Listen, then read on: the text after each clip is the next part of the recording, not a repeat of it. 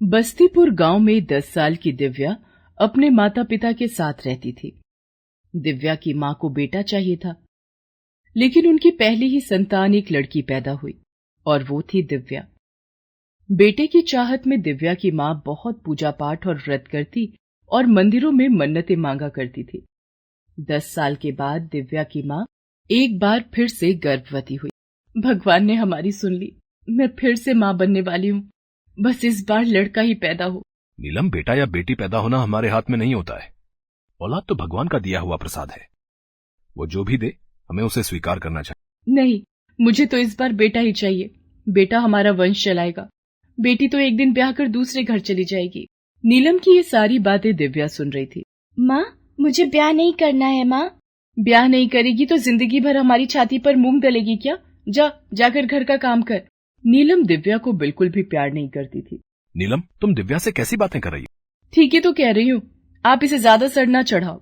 दिन बीतते गए और जल्द ही वो दिन भी आ गया जब नीलम को प्रसव के लिए अस्पताल ले जाया गया। मुबारक हो, बेटा हुआ है। भगवान का लाख लाख शुक्र है। बेटी होती तो न जाने नीलम क्या करती। आखिर मैं बेटे की माँ बन ही गई। जरा मुंह तो दिखाओ मेरे लाल का, इसे मैं अपने सीने से लगा कर रखूंगी। बेटे के जन्म के बाद दिव्या के प्रति नीलम का रवैया दिन पर दिन बेहद खराब होता जा रहा था। घर का काम काज सीख, इतनी बड़ी हो गई है, ना जाने कब कुछ काम करना सीखेगी। दूसरे घर जाकर हमारी नाक कटवाएगी। नीलम दिव्या से घर का सारा काम करवाती और बेटे राहुल को सीने से लगा कर रख। मेरा सोना बेटा, मेरा राजा बेटा, मेरे जिगर का टुकड़ा है तू यहाँ खड़ी खड़ी क्या देख रही है? मेरे बेटे को नजर मत लगा।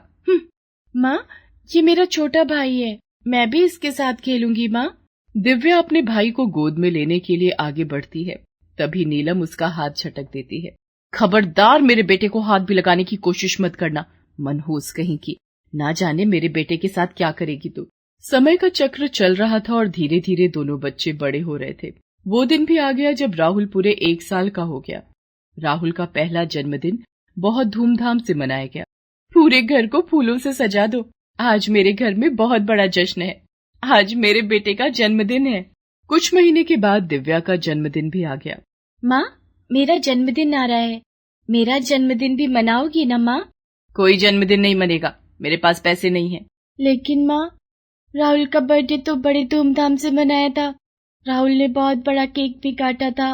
मेरा बर्थडे कभी नहीं मनाया जाता है। माँ, मेरे बर्थडे के लिए भी केक लेकर आओ ना माँ, मैं भी केक काटूंगी।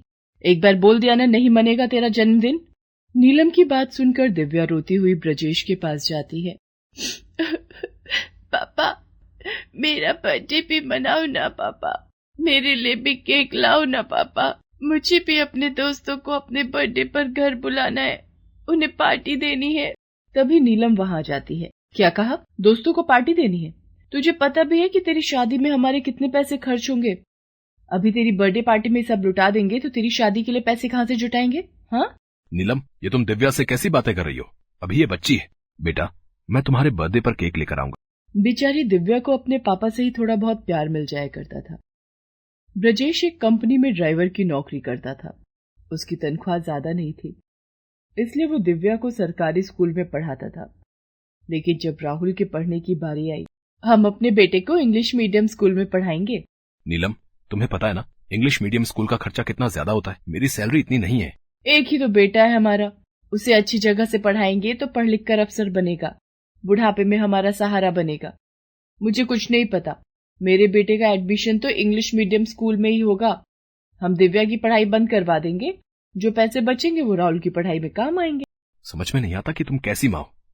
आज के जमाने में बेटे के साथ साथ बेटियों का भी पढ़ना जरूरी है। पता नहीं बेटा बेटी में फर्क करना कब बंद करोगी। कान खोलकर सुन लो, दिव्या की पढ़ाई नहीं रुकेगी। लेकिन पत्नी की जिद से हार कर ब्रजेश को बेटे राहुल का एडमिशन इंग्लिश मीडियम स्कूल में करवाना पड़ा। दोनों बच्चे पढ़ लिख रहे थे। दिव्या राहुल से ज्यादा समझदार और होनहार थी।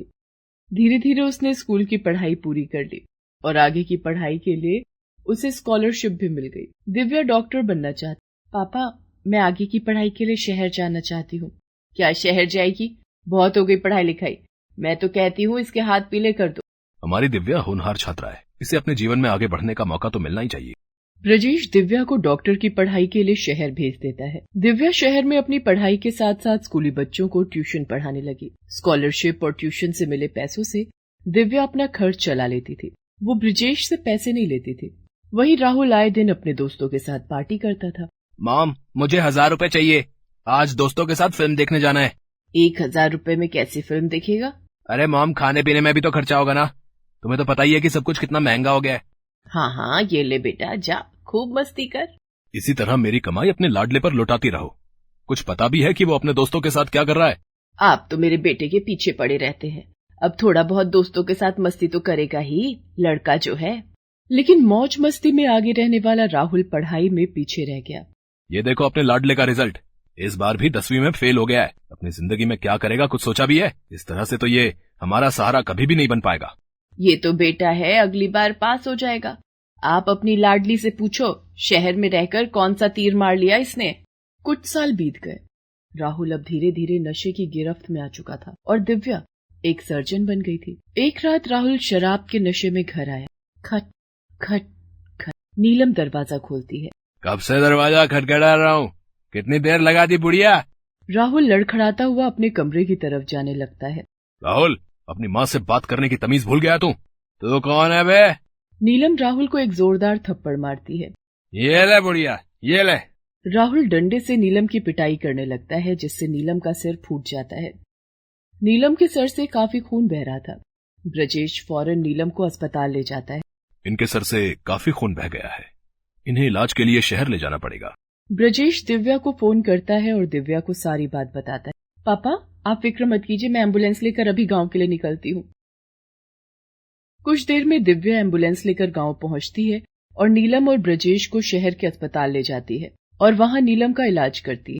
पापा, माँ को खून की जरूरत है। मेरा ब्लड ग्रुप माँ के ब्लड ग्रुप से मैच करता है। मैं माँ को अपना खून दूंगी। भगवान तुम्हारे जैसी बेटी सबको दे मेरी बच्ची। दिव्या नीलम को 2 बोतल खून देती है। दिव्या का खून नीलम को चढ़ाया जाता है। थोड़ी देर के बाद नीलम को होश आता है। पापा, माँ को कुछ दिन तक अस्पताल में ही रहना होगा। आप फिक्र मत कीजिए, मैं माँ का पूरा ख्याल रखूंगी। अस्पताल में दिव्या अपनी माँ नीलम की बहुत देखभाल करती है। दिव्या का ये रूप देखकर नीलम को अपने किए पर बहुत पछतावा होता है। मुझे माफ कर दो बेटी, मैंने तुम्हारे साथ बहुत बुरा व्यवहार किया। मैंने बेटे और बेटी में फर्क किया। मुझे मेरी गलती की सजा मिल गई। ऐसा मत कहो माँ, कोई माँ अपनी बेटी से माफी मांगती है भला? मुझे तो बस तुम्हारा आशीर्वाद चाहिए। नीलम दिव्या को गले से लगा लेती है। कुछ दिन के बाद दिव्या, नीलम और ब्रजेश तीनों गांव आते हैं। राहुल को अपने किए पर बहुत पछतावा होता है। अब मुझे माफ कर दो माँ, मुझसे बहुत बड़ी गलती हो गई, मुझे छोड़कर कहीं मत जाना। माँ, राहुल को माफ कर दो।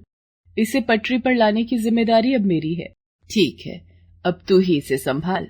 दिव्या अपने छोटे भाई राहुल को अपने साथ शहर ले आती है और उसे खूब पढ़ने लिखने के लिए प्रेरित करती है। राहुल अब मन लगाकर पढ़ने लगा था। देख लिया, बेटे और बेटी में कौन बेहतर है? नीलम, बेटा और बेटी में कभी कोई प्रतिस्पर्धा नहीं होती है, बस दोनों को बराबर प्यार और संस्कार देने की जरूरत होती है और अच्छी परवरिश दो तो बेटी कभी भी बेटे से कम नहीं होती।